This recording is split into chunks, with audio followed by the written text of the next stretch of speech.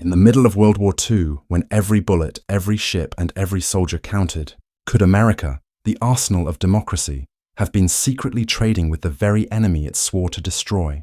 It sounds impossible. Yet scattered across the archives are whispers of oil tankers still moving, companies quietly dealing through neutral countries, and businessmen who seem to profit whether the Allies won or lost. Picture this. It's 1942. American troops are dying on the beaches of Guadalcanal. Bombers thunder over Germany. And back home, some of the most powerful corporations in the United States are accused of maintaining secret ties with German industry.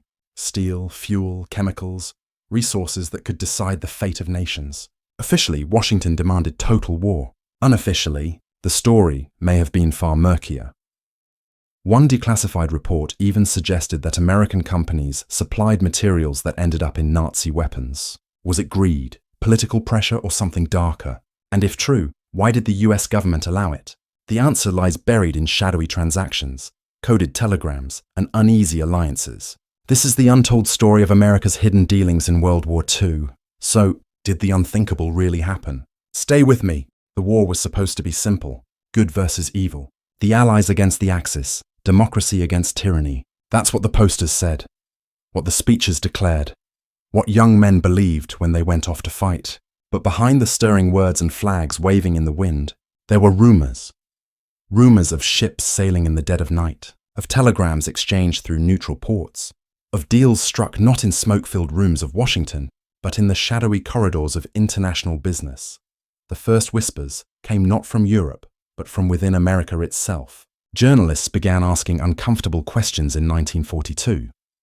How was it possible that Nazi industry seemed to have access to American patents? Why did German U-boats sometimes carry equipment stamped with markings that looked strangely familiar?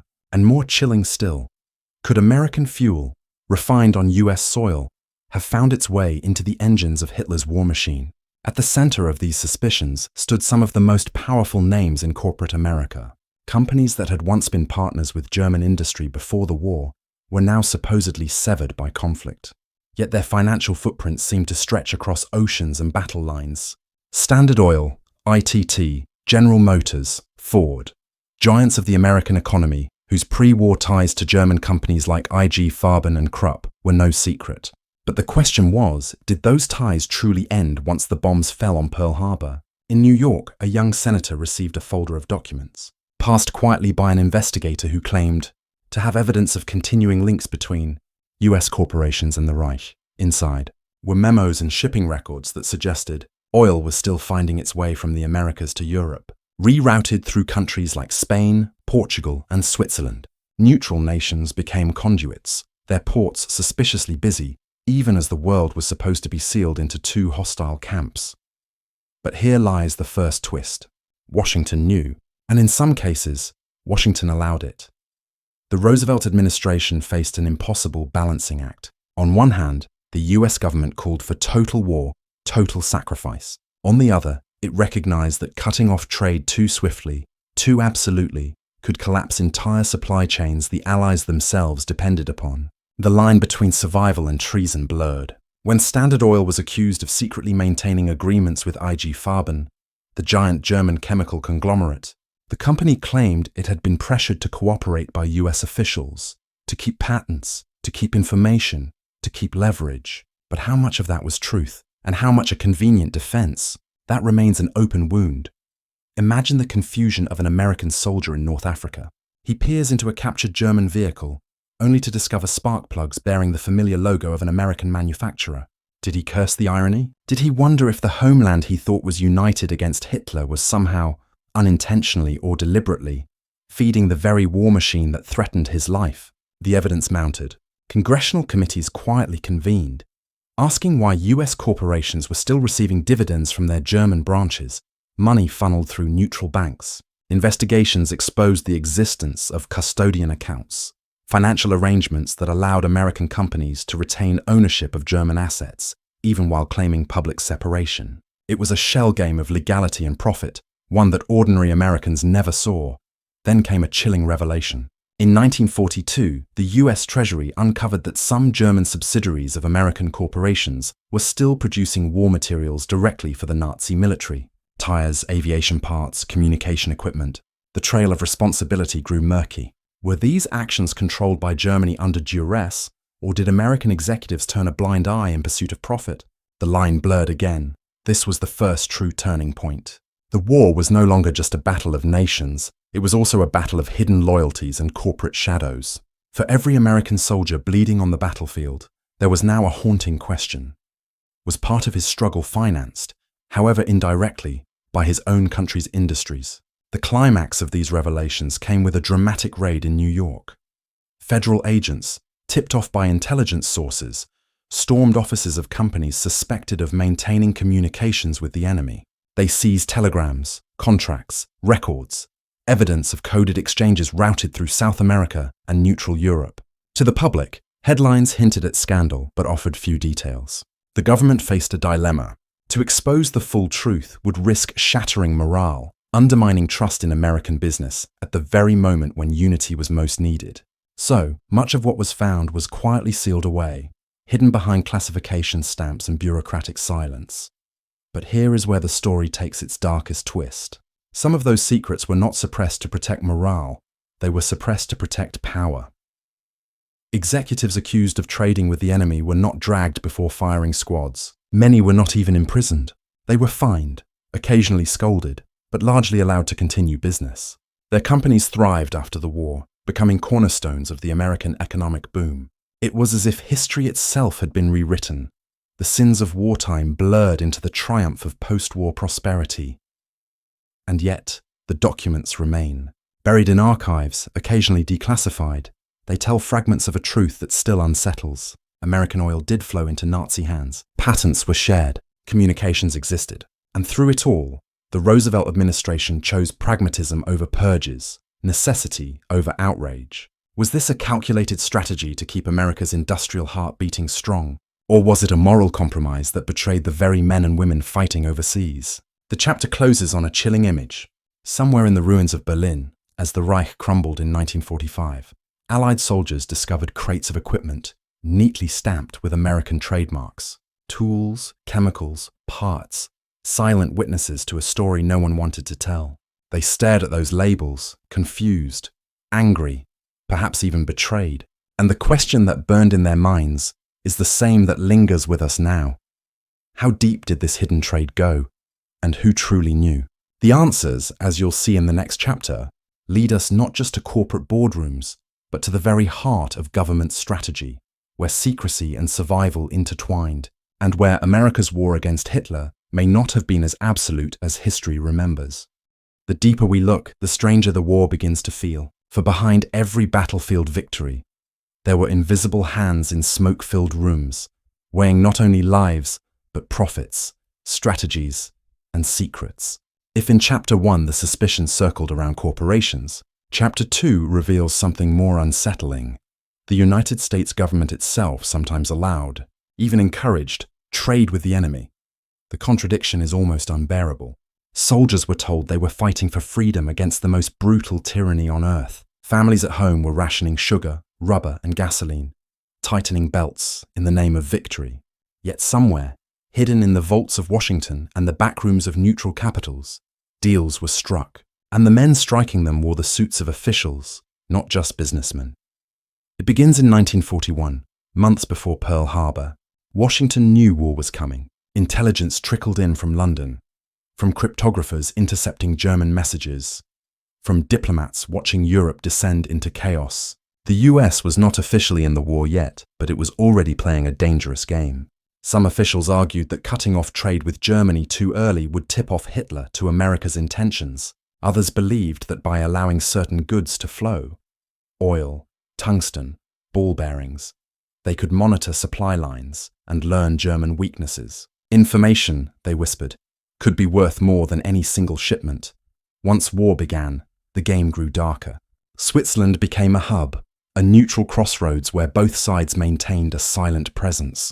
German bankers sat across tables from American intermediaries, and money shifted through accounts no one admitted existed. Spain and Portugal, officially neutral, became pipelines for resources. Wolfram, a mineral vital for armor-piercing shells, passed through Iberian ports.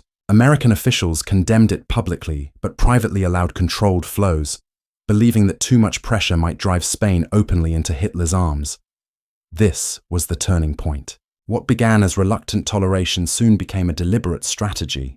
The Office of Strategic Services, the OSS, America's wartime intelligence agency, secretly arranged back-channel contacts with German industrialists.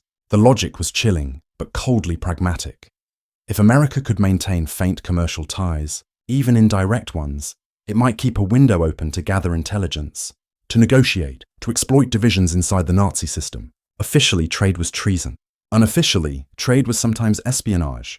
But how do you tell the difference? Consider the case of Standard Oil.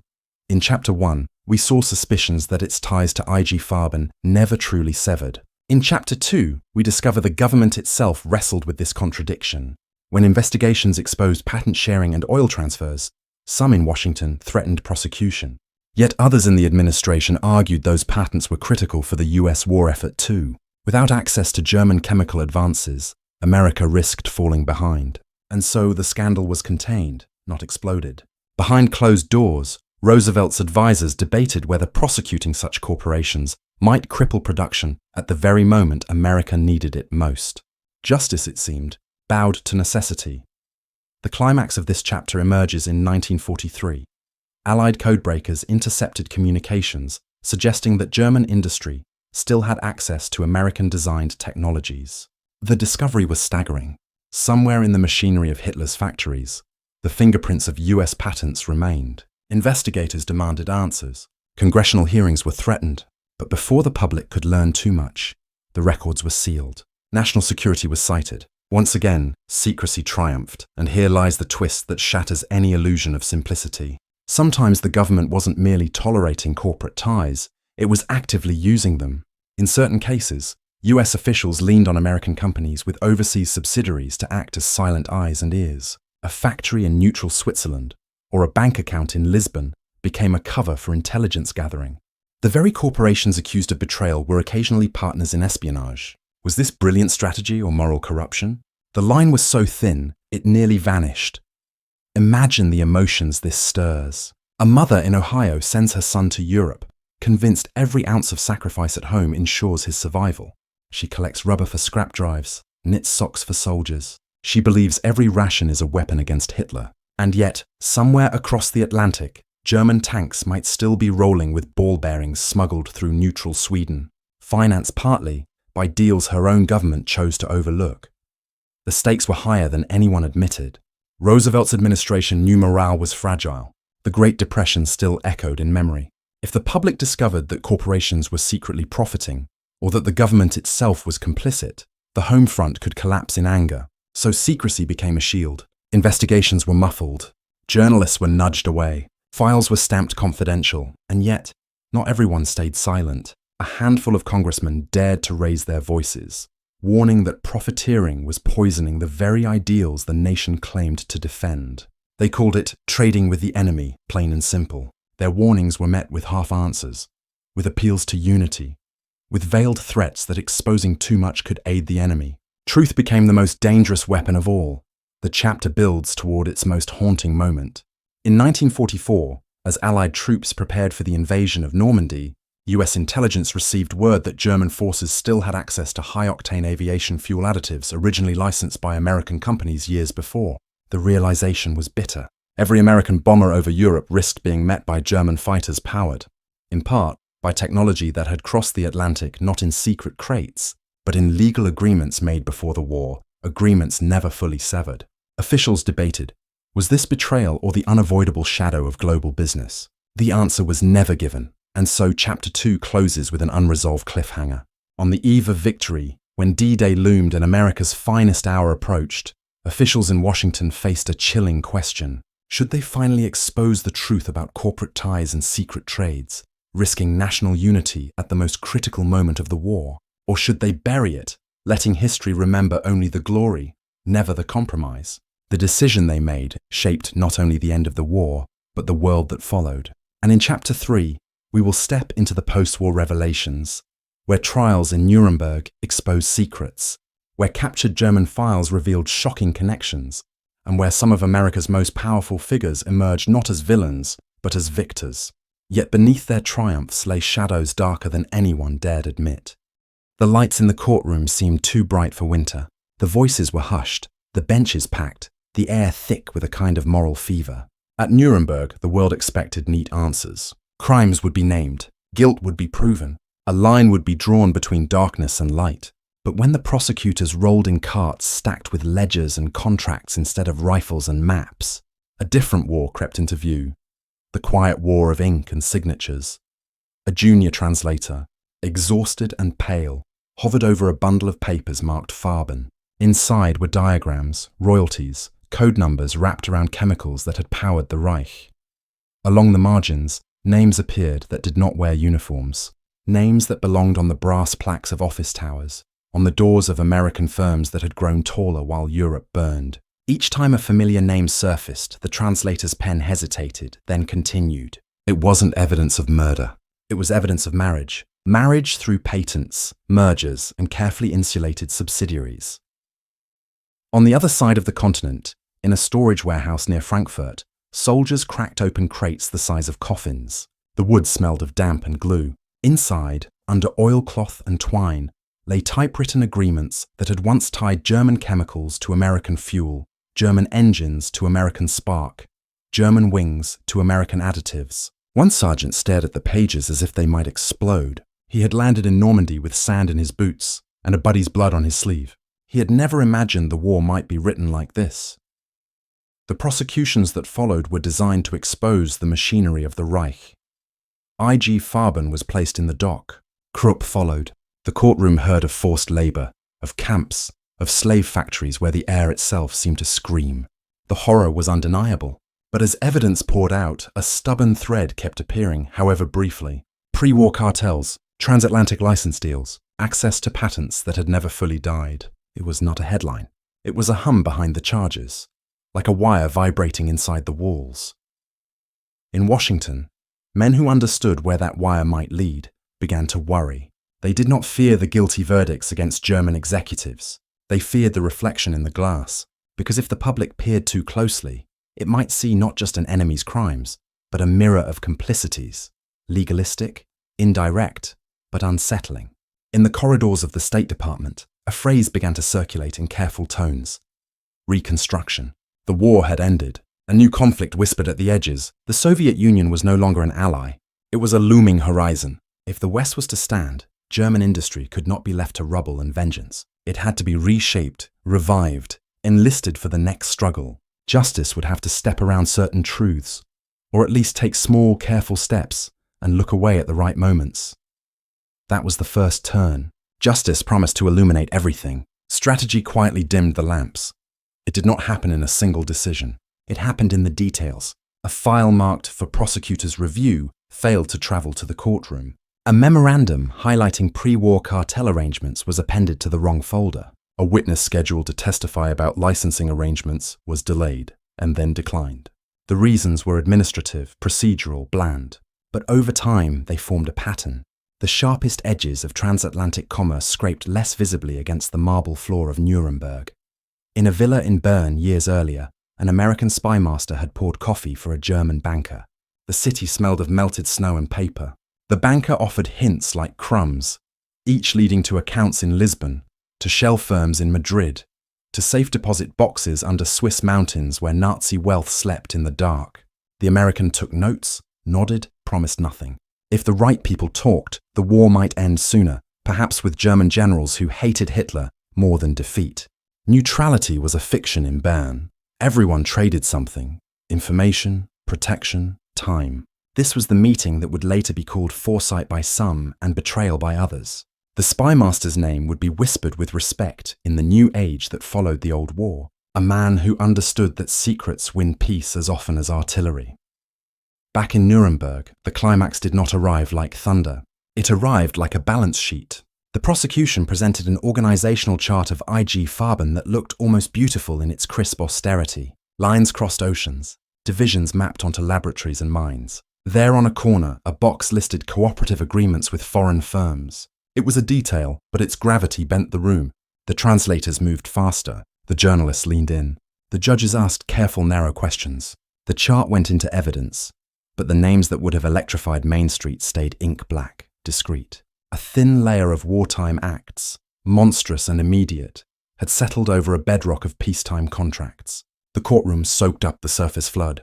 The strata below remained mostly untouched. When the verdicts came, the world exhaled. Executives were convicted for crimes against humanity and for enslaving thousands in factories built beside hell. They went to prison. Some sentences later shrank. Some men were freed faster than the dead could be named. The companies were broken up on paper, their pieces reassembled under new brand names. Farben became three pillars: BASF, Bayer, Hoechst, rising quickly in the new dawn. Krupp's empire staggered and then resumed its walk. Factories roared again. The West needed steel, chemicals, precision engineering. Never again, people said. And then quietly, not right now. In a Senate office in Washington, a file battered by a dozen hands landed on a table. Inside, the echoes of Chapter 1 resurfaced with a bitter tang. Pre-war agreements that had throttled synthetic rubber. Exchange of formulas that had predated the war and outlived its first years. Letters in which American executives complained about the hard hand of war while negotiating soft landings for their assets. The senator rubbed his eyes. He had spent the war demanding tanks and planes and rations. Now he had to pass footnotes. Rage does not easily translate into the language of appendices. He called a hearing. The room filled. Voices rose. And yet, after the cameras blinked and the stenographers tidied their notes, little changed. Fines were levied. Scoldings issued. Business resumed. Here, the twist unfolds not like a revelation, but like a confession wrapped in logic. The government had not merely tolerated ties under wartime duress. In the post-war scramble, it sought some of those ties back, not to feed a defeated Reich, but to feed a rising order. The same channels that had once carried questionable royalties could now carry intelligence. The warehouse of captured documents did not only become evidence, it became an atlas for rebuilding. Those who knew which valves to open and which patents to unlock suddenly mattered again. The men who had once sat across from German partners returned to their offices with a new mandate. Rebuild the West so quickly that the East cannot catch it. A journalist in 1947 found herself in Zurich, chasing a shadow named through a safe haven cable. Safe haven, such a clean name for a dirty job. It had been the Treasury's code to hunt Nazi assets in neutral havens. The cable hinted at a clutch of accounts, layered through Spanish export firms and Swiss trustees. When she walked into the bank, the marble swallowed sound. A manager with eyes like curtains apologized. Client confidentiality, a phrase that had outlasted blitzes and invasions. She left with nothing but a phone number, written in a hand it seemed she had seen before in a different city. When she dialed it that night, a voice answered in perfect American English and hung up after 8 seconds. Not a threat, not an invitation, just a reminder that she had been noticed. In a grey building in Bonn, a young German economist drafted a plan for coal and steel integration under a French visionary's proposal. The idea would later grow into a union, then a community, then something larger, a miracle that replaced trenches with treaties. He looked down at his draft and thought of Nuremberg, of the camps he was too young to have seen, of the fathers who came home brittle and silent. If rebuilding required working with former suppliers in New York, London, Zurich, then so be it. He stapled the plan, straightened his tie, and walked down the corridor. History revised itself in footsteps like his. Does this clear anyone's conscience? Not entirely. Not for the mother in Ohio who saved coupons and letters, who kept a photo of her son in uniform on the mantle, while rumors flickered that his enemy's fuel might have carried her country's chemistry. Not for the machinist in Detroit who pulled 12-hour shifts tightening bolts on B-24s, then read after the war that a German subsidiary of an American automaker had produced trucks for the Wehrmacht under compulsion. Compulsion, the company insisted, and wondered where compulsion ended and convenience began. Not for the translator in Nuremberg who, years later, would wake at night and see the chart again and try to remember the exact names in that small corner. And fail. There is a temptation to write the story as either or. Either America betrayed its own soldiers with clandestine trade, or it used a tangle of commerce and secrecy to hasten victory and then build a bulwark against a new foe. But the truth that seeps through the pages is messier. Some men looked away and profited. Some men used the same channels to spy and sabotage. Some did both. And some, caught in the web of corporate structures and legal fictions, became part of a machine without ever touching the switch. The sound came first. a soft, measured tread in the corridor, and then a shadow slipped across the frosted glass like an ink stain. The researcher did not move. The letter with the torn corner trembled between fingers gone cold. A door farther down opened. Murmurs traded. A polite goodnight offered, the building swallowing its own echo. When the footsteps faded, the silence deepened. It felt less like peace and more like a held breath. The researcher slid the letter back into its sleeve, turned the page, and found the port everyone forgets. It wasn't Lisbon, not even Zurich. It was a smaller mouth of water where the land curves like a hook and the wind smells of copper and salt. In wartime dispatches, it hardly earned a line, a neutral harbour the maps didn't bother to enlarge.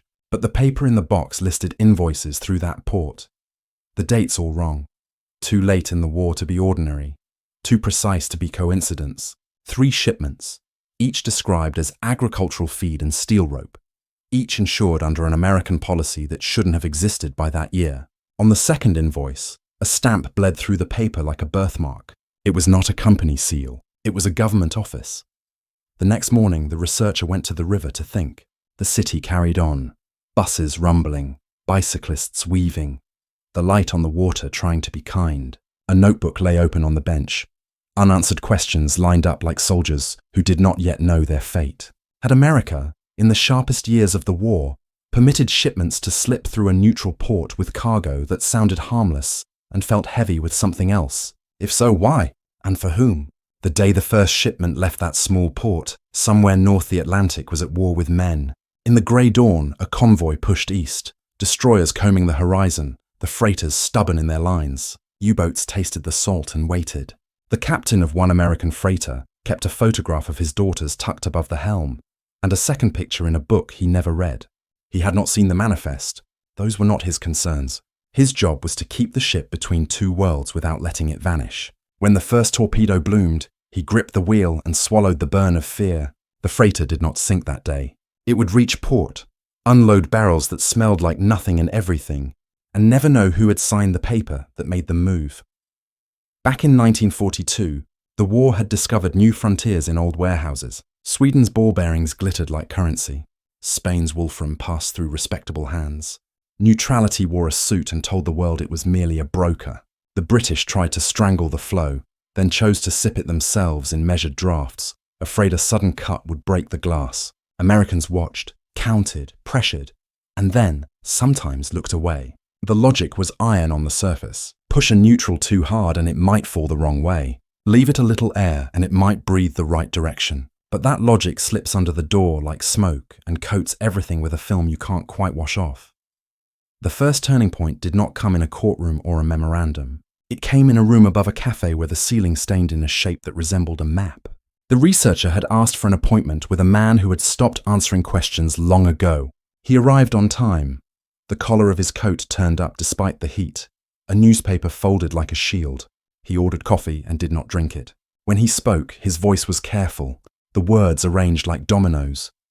"You are looking at the wrong thing," he said. "You are counting crates. That will only tell you how many. You must ask why they moved. Some moved to feed greed. Some moved to feed intelligence." He set the newspaper down, pulled a small envelope from the pocket that did not bulge, and slid it across the table. Inside, on thin paper, a note in a hand the researcher recognized from another letter. The same initial, a different year. The sentence was short, reluctantly bold. "License approved for contact, not commerce. Under the Trading with the Enemy Act, a permit could be issued for limited dealings when the state judged it necessary." The words were like stepping onto ice. Solid enough to bear weight, transparent enough to see how easily it could crack. The man continued, eyes on the window, watching a tram that carried strangers to harmless errands. "We used shipments to pass messages, to track men, to map routes we could later cut. Sometimes something inside those crates had more value than the crate itself. Sometimes, in the same week, someone else used the same paths for their own purposes, and we did not know, or did not stop them, or could not tell the difference in time."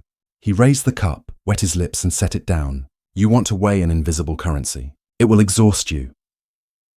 The researcher asked if he had ever signed a license that allowed real goods to reach real factories that made real weapons. The man did not answer directly. "Do you think we won the war with clean hands?" he said. "Or that they lost it with dirty ones alone?" The conversation returned the researcher to 1943, to a file stamped with a caution that felt like an argument. Allied codebreakers had learned enough to know that German aviation relied on more than courage and steel. They needed octane. They needed catalysts that turned fuel into a blade. Some of those catalysts had patents that wore American names from years before the first Panzer rolled. Factories in Europe had grown around those formulas. The men who had written them now lived in houses on streets with trees and winter wreaths on the doors. They mowed lawns. They smiled for photographs. When investigators came with subpoenas, they told the truth in a way that kept it from burning. We had an agreement, they said. We stopped when we were told. We could not help what had already been licensed. The war had turned a contract into a question none of them felt clever enough to answer plainly. Climax arrived the way storms do, sudden and loud, though the clouds had been gathering for hours. A congressional committee decided at last to drag daylight over a particularly stubborn patch of darkness. Headlines bloomed. Names that had been careful grew bold in newsprint. The hearing room was an amphitheatre of heat and flashbulbs. Executives in narrow ties squared their shoulders. Lawyers polished their phrases. Veterans sat in the back with hands clenched like prayers. Faces set with the steadiness of men who had already risked everything. When the chairman lifted a sheaf of papers and read from a memo authorizing a wartime license for a transaction that ended, ultimately, in a neutral port, the room gasped because the dates were wrong. The license had a grace period that overlapped with a battle everyone knew by heart. The official called to explain was a quiet man with careful hair. He spoke slowly, as if using words cost something. The license, he said, had been issued not to trade, but to test whether a line still reached the other end of Europe, to bait contacts into speaking, to trace money to names who wore uniforms without insignia. He argued that no goods critical to war had moved. The manifest, however, said otherwise. The phrase agricultural feed had been a shroud. Beneath it lay lubricants and catalysts, quantities small enough to be deniable and large enough to matter. For a moment the room turned on itself. The chairman's eyes hardened, the official's voice thinned, and then a different document slid into the light. Too late and perfectly timed. It detailed a sabotage operation that piggybacked on one of those shipments, an insertion of a slow ruin into a supply the enemy prized. The operation had worked, the paper claimed, weeks later, haunting a factory line with failures the Germans could not explain. Applause did not follow. The veterans in the back stared at the floor. The story had not grown simpler. It had only grown true. The twist was cruel in its elegance. A door used for betrayal had also been used for harm. Harm aimed back at the betrayers. The same corridor carried both motives, sometimes under the same lock and key. Who owned that key on any given day depended on who reached it first. The researcher followed the corridor backward. In a warehouse by the neutral port, an old dock worker remembered one shipment that felt wrong in his hands. He said the barrels sounded lighter than they should have, as if the liquid had been replaced with fog. He laughed, then stopped, and looked at the cracked window as if someone might be standing outside it. They told me not to ask questions, he said. After the war, they told me I had done my part. I do not know which one is true. A week later, the researcher sat with the journalist who had kept the Zurich number all those years. The ribbon around her index cards loosened by time. She had a memory like a vault. When the researcher mentioned the initial on the license and the letter with the torn corner, she nodded once, gently, as if not to disturb dust. I saw that hand again in 1949, she said. In a foundation's annual report, the signature was tidier, but the shape of the letters had not changed. He became a patron of public culture. He gave money to museums. He spoke about enlightenment and reconciliation. She tapped a card with her fingernail. I sent him a letter once. He wrote back with thanks for my interest. He hoped my work would contribute to a fuller understanding. I did not write again. We were both cowards. He in his way, I in mine. The Cold War's first years were a furnace stoked by paradox. The Western Alliance needed German industry, and German industry needed capital, and capital travelled through channels that still smelled faintly of smoke from an older fire. The men who had managed those channels learned to speak a new dialect of loyalty. They had never been Nazis, they said, only businessmen, only patriots of profit. Some were telling the truth, some were telling something like it, and behind them, governments built fences out of secrecy and called it stability. They succeeded, if success is measured by cities that did not burn. But the question would not lie down. If some shipments were traps and some were treason, where was the ledger that told the two apart? The researcher kept looking and found a notebook that was not quite a diary. It belonged to a mid-level official whose job had been to approve or deny licenses under the act that made trading with the enemy a felony unless the state permitted it. The entries were neat. The margins were clean. Many approvals were marked with a red tick that meant intelligence liaison. A few carried a small star, and these the official had underlined twice with what looked like irritation or fear. The star appeared on the same dates as the shipments through the small port. Next to one star, the official had written a single line: private pressure intense. Orders above my level. What kind of pressure? The researcher traced names. A lawyer who moved between government and corporate boardrooms like a man crossing a street he owned. A banker who hosted dinners where cabinet members and company presidents sat side by side and never quite touched. A colonel who had invented new forms of silence. None of them would talk. One allowed tea and photographs of grandchildren and a story about a dog who hid socks. When the researcher rose to go, the old man placed a folded paper in their hand. It was a list of meeting attendees from a night in 1944 at a house where the curtains had been drawn even though it was summer. The names were the usual Republic of Power, plus one that did not belong, a name the researcher had only seen once before on the bottom of that license, as an initial. What if the person who authorized the shipments under the rubric of intelligence also accepted a private argument from business that sounded like strategy and tasted like gain? What if the state's need and the market's desire made common cause for a night, and then kept sharing a bed out of habit when dawn came? The researcher took the train to the small port.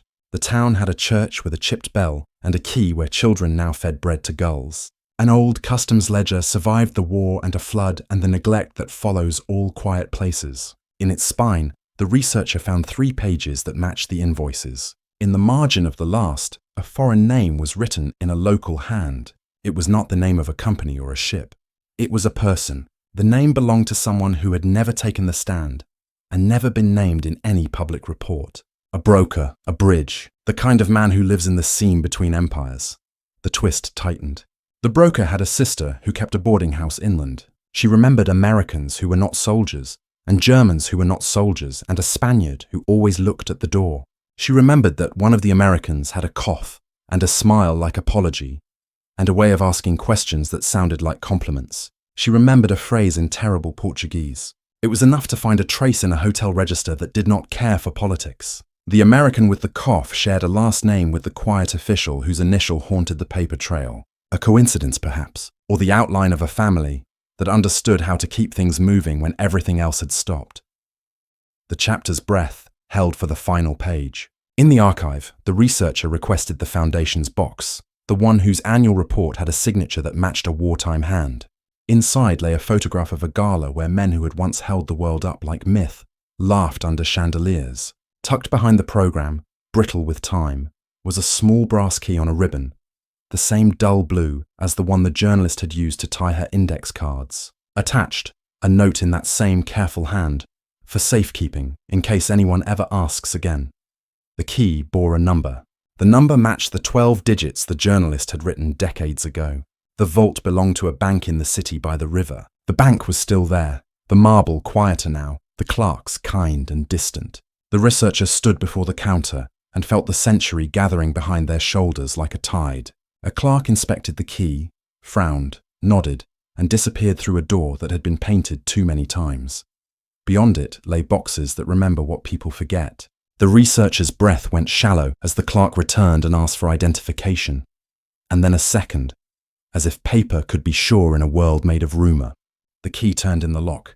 The lid lifted. Inside, there was a roll of microfilm, labelled with a date that belonged to the last winter of the war, and a name that belonged to a summer gala. There was also a letter in that same delicate script, addressed to no one and to anyone. Before fingers could touch the film, a voice behind the researcher said the name out loud, softly, like a greeting. The researcher turned and saw a face only once glimpsed across a cafe table years earlier. Older now, eyes unchanged. "You made it," the man said. He glanced at the film, at the letter, at the key. He smiled without joy. "We never decided, did we, whether the door was built for treason or for strategy?" He placed a hand flat on the table. "Perhaps the film will decide for us. Or perhaps it will only remind you that the same corridor can lead in both directions." The clerk cleared his throat. Visiting hours for the vault would end soon. The lights paused before dimming, holding the room in a white that felt like the edge of choice. The researcher lifted the microfilm. The reel was cold, as if it had been waiting in a winter that never ended. On the letter's outside edge, the torn corner had been preserved like a relic. The missing piece from the first page in the first box clicked into place in the mind, as neat as a puzzle that had decided to finish itself. The initial became a name. The name belonged to someone who had sworn, publicly, that no such thing had happened. The hallway clock ticked once, then twice. Doors closed somewhere above. And the vault, patient as a harbour, waited for the film to slide into the reader and drag its images out of the dark.